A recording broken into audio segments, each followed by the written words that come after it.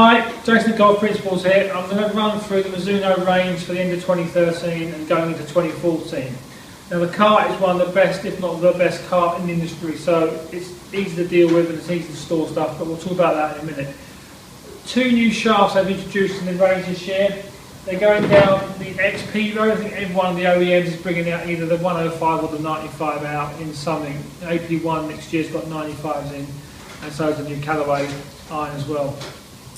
Then you've got C-taper, which we know all about, low launch, low spin from KBS. So one's a higher launch, one's a lower launching, lower spinning product.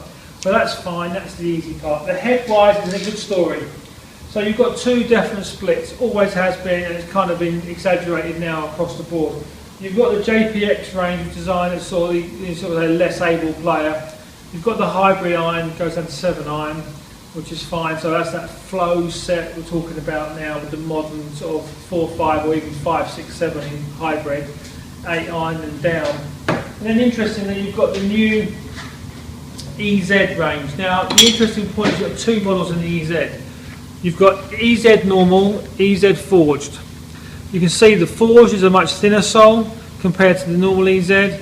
Slightly smaller profile, same finish in that sort of smoked bronze finish. So slightly smaller, not as deep.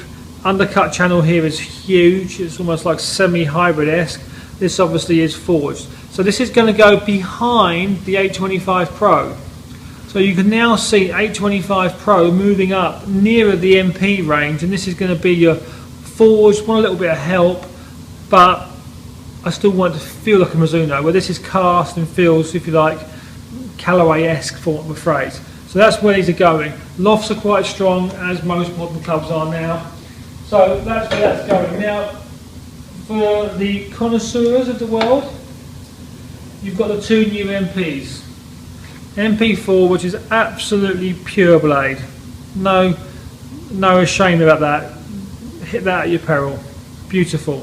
Very classic Mizuno, classic back on it, classic front to toe, very, very trim and slim. 54 I think is going to be massive. 54's got the undercut channel on there, but it's a little bit longer and deeper heel to toe.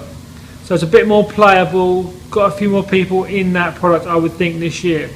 In the middle of that, you've got the 64 which came out last year, and you've still got the 59 for now. But I think from what we've seen on sales wise, the 64 hits it a bit lower, a bit more powerfully than the 59. The 59 hits a little bit higher and spins it more. But these are beautiful, and you can, if you wanted to, flow set them. Lofts aren't too wacko, so you could flow set them.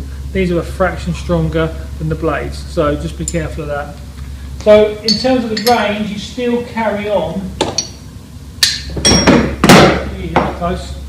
with 825 Pro. Undercut channel, so that's going to sit right behind the 54.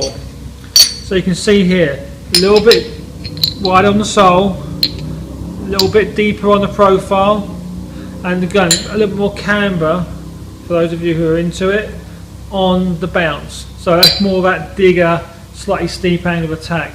Again, this is slightly more trim, but it's a great product. Now, go behind that, and then you've got the 64. So, with the great thing with Mizuno, you can actually flow set these and pick out what you want. You could even go 54, 4, 5, 6, 7, 8 in the 64, then 8, 9 pitch in the MP4. You can do what you like. You still carry on with Fly High next year, so you still have that option behind, like Lou Donald did at the end of the year. Put a couple of those in. But pretty much the most comprehensive iron offering on the market right now. Obviously, you've got Ping S55 just coming out. You've got I-25 next year, but in terms of a brand, Mizuno do irons. But little heads up there, I've hit the new woods for next year, and they are really decent, and it's the first time I'll stand there and say Mizuno have got a wood that competes. So watch out for that next year. It's coming out in March. Could be something different for people. But anyway, as ever, any questions, give me a call.